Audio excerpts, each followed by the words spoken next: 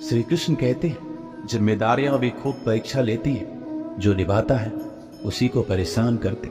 कहीं ना कहीं कर्मों का डर है, नहीं तो गंगा पर इतनी भीड़ नहीं होती। जो कर्म को समझता है उसे धर्म को समझने की जरूरत ही नहीं। पाप शरीर नहीं करता, विचार करते हैं, और गंगा विचारों को नहीं सिर्फ शरीर को धोती है। शब्द का महत्व तो बोलने के भाव से पता चल जाता है, वरना वेलकम तो दरवाजे के गेट पर भी लिखा हो।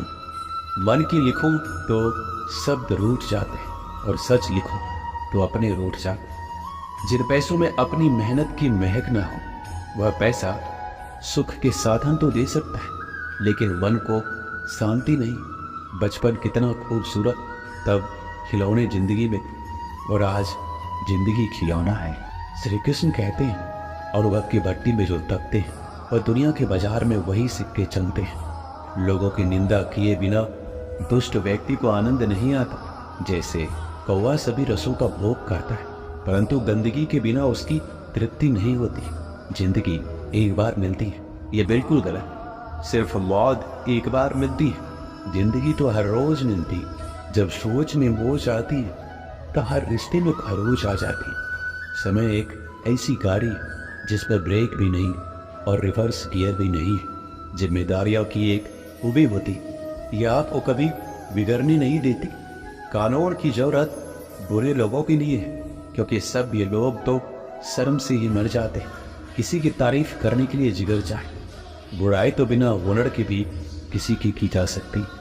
मेरी खामोशी से किसी को कोई फर्क नहीं पड़ता, और शिकायत में दो शब्द कह दो तो वह चुप जाते। श्री कृष्ण कहते जब से ये सृष्टि बनी है, नदी की धारा और चट्टान के मध्य सदा संघर्ष रहा है, परंतु हर बार चट्टान की कठोरता को हारना पड़ता है, और नदी की धारा कोमल होते हुए भी कठोर चट्टान को काट देती। कभी सोचा है ऐसा क्यों होता है? चट्टान इतनी कठोर और जल इतना कोमल, चट्टान इतना दृढ़, लेकिन जल इतना लचीला होने पर भी सदा जल कठोर चट्टानों के माध्यम से अपना मार्ग बना ही लेती है।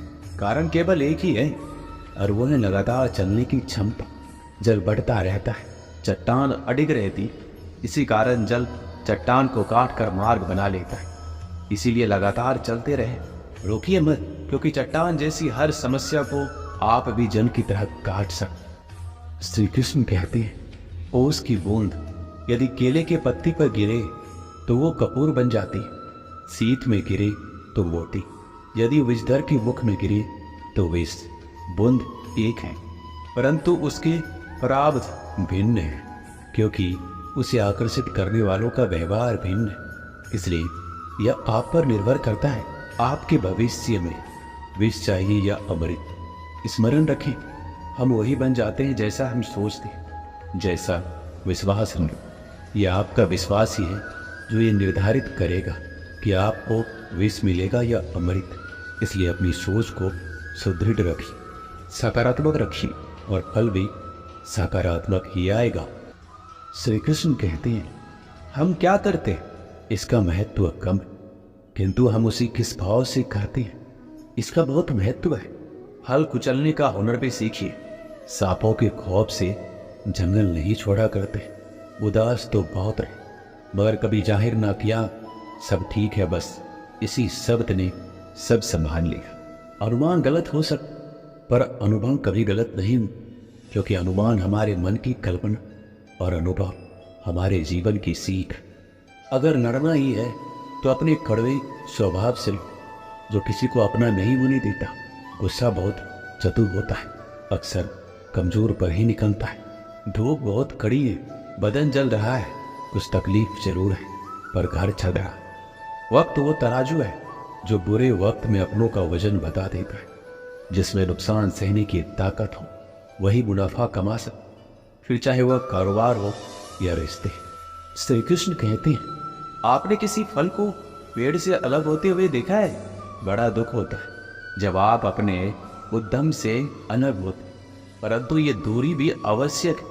आप फल को ही ले लीजिए, अपने जीवनदाता वृक्ष से अलग होकर यह न केवल किसी की भूख शांत करेगा, अपितु इसके भीतर के बीज से एक नए वृक्ष का सृजन भी होगा।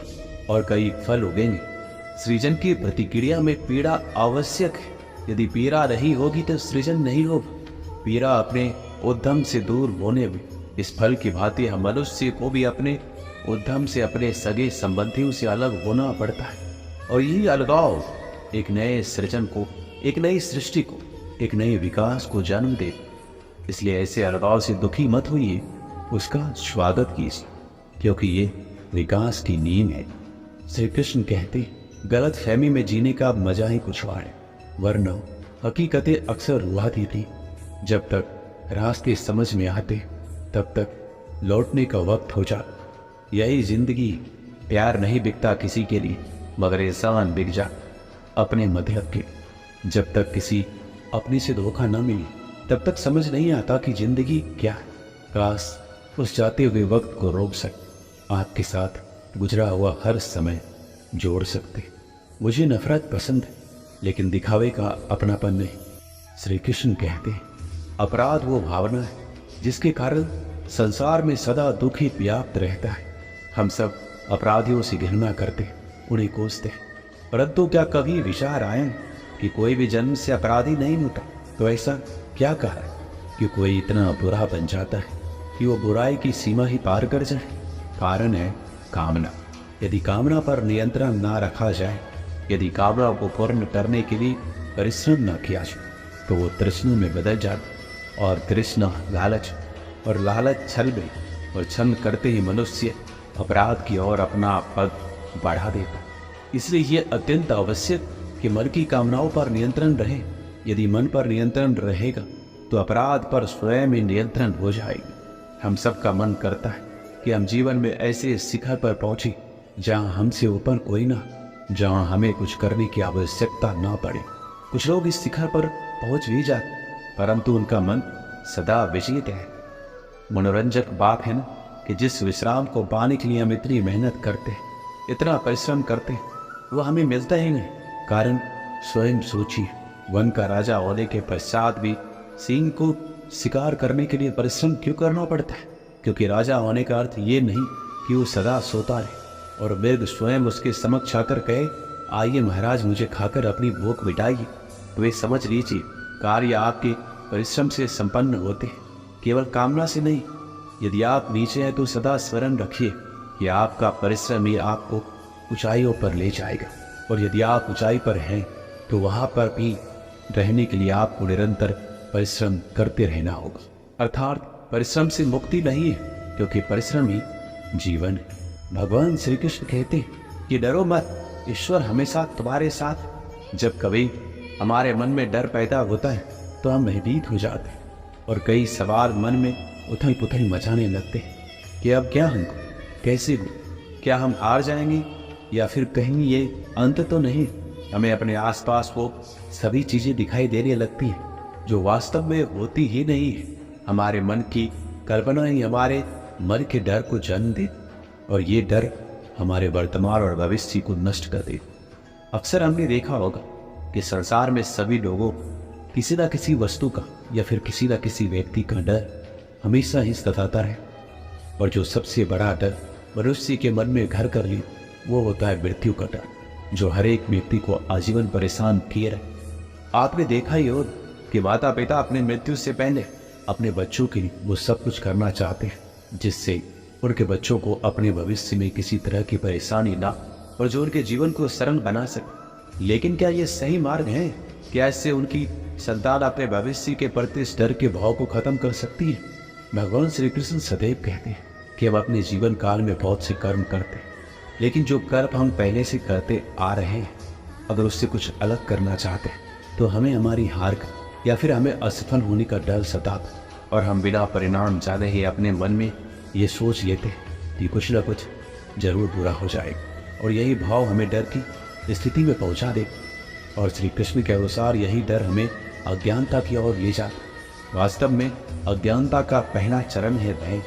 भय जो श्रेष्ठ से श्रेष्ठ मनुष्य के विवेक को हर लेता है। जरा स्वयं ये अनुमान लगाइए कि कोई आपको तैराकी के लिए कह दे, लेकिन आज से पहले आपने कभी भी तैराकी नहीं की, तो आप अपनी तैराकी सीखने से पहले ही अपने मन में यदि ये डर बैठा लेते कि कहीं आप डूब ना जाए, या फिर आपके साथ कोई अनहोनी ना हो जाए तो आजीवन आप तैराकी सीख नहीं पाएंगे, अज्ञान रह जाएंगे, फिर चाहे आपके पास ब्रह्मांड का सबसे उत्तम गुरु ही क्यों ना। श्री कृष्ण कहते हैं इस डर को पीछे छोड़कर सफलता के मार्ग पर बढ़ना जरूरी।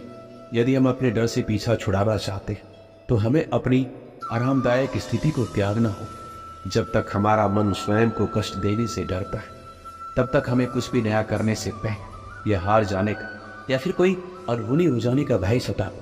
इसलिए यदि हम डर को जीतना चाहते तो हमें डर का सामना खुद ही करना हो और अपने हृदय को कठोर बनाना, तब जाकर हम इस डर की परिस्थिति से बाहर आ जाएंगे। श्री कृष्ण कहते हैं अगर हमें अपने डर पर विजय प्राप्त करनी है तो हम परिणाम की चिंता नहीं कर, कर्म करती जाओ, फल की चिंता मत कर। समय आने पर फल आपको अपने आप ही मिल जाएगा। और यदि हम फल की चिंता किए बिना स्वतंत्र रूप से कर्म करते हैं तो निश्चित ही परिणाम में स्वादिष्ट फल चखने के लिए मिलते हैं। इसी स्थिति को यदि आप कलयुग के अनुसार देखेंगे तो श्री कृष्ण स्वयं कहते हैं कि कोई भी परिस्थिति, कैसी भी हालात, वो सदैव जीव आत्मा के साथ रहते हैं और अपना कर्म करते जाओ और भयभीत होने की कोई भी आशंका मत छोड़ो, क्योंकि वो सदैव अपनी संतान के साथ में। फिर आप कैसी भी मुश्किल परिस्थिति में हैं, चाहे कितनी भी दुर्गम हालात, चाहे ब्रह्मांड में हो, दुनिया में कोई आपका साथ दे या ना दे, लेकिन ईश्वर सदैव आपके साथ हैं। एक गांव में एक किसान रहता। उस गांव के बाहर एक छोटा सा खेत। एक बार फसल बोने के कुछ दिनों बाद उसके खेत में चिड़िया ने घोंसला बना लिया। उस समय बीता तो चिड़िया ने वहाँ 2 अंडे भी दिए। उन 2 अंडों में से 2 छोटे छोटे बच्चे निकल आए। वो बड़े मजे से उस खेत में अपना जीवन गुजारने लगे। कुछ महीनों के बाद फसल कटाई का समय आ गया। गांव के सभी किसान अपने खेतों की फसल की कटाई में लग गए।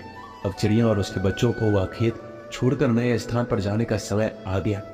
एक दिन खेत में चिड़िया के बच्चों ने किसान को ये कहते सुनी कि कल मैं फसल कटाई के लिए अपने पड़ोसी से पूछूंगा और उसे खेत में भेजूंगा। यह सुनकर चिड़िया के बच्चे परेशान हो गए। उस समय चिड़िया कहीं गई हुई थी। जब वो वापस लौटी तो बच्चों ने उसे किसान की बात बताई कि माँ, आज हमारा यहाँ अंतिम दिन है, रात में हमें दूसरे स्थान के लिए यहाँ से निकलना होगा। चिड़िया ने उत्तर दिया, इतनी जल्दी नहीं बच्चों, मुझे नहीं लगता कि कल खेत में फसल की कटाई होगी। चिड़िया की कई बात सही साबित।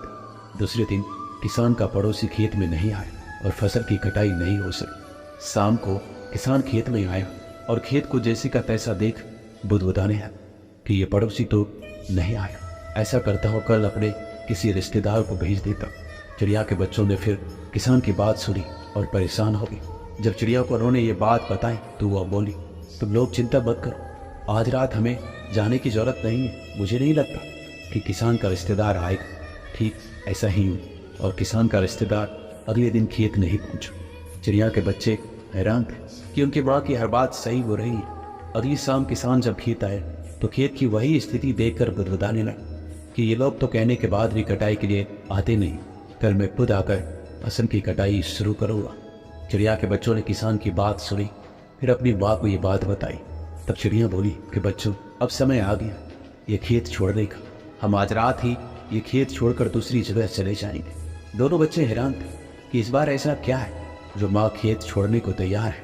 उन्होंने पूछा तो चिड़िया बोली, बच्चों, पिछली 2 बार किसान कटाई के लिए दूसरों पर निर्भर, दूसरों को कहकर अपने काम से पल्ला झाड़ लिया था, लेकिन इस बार ऐसा नहीं है। इस बार उसने ये जिम्मेदारी अपने कंधों पर ली, इसलिए वह अवश्य आएगा।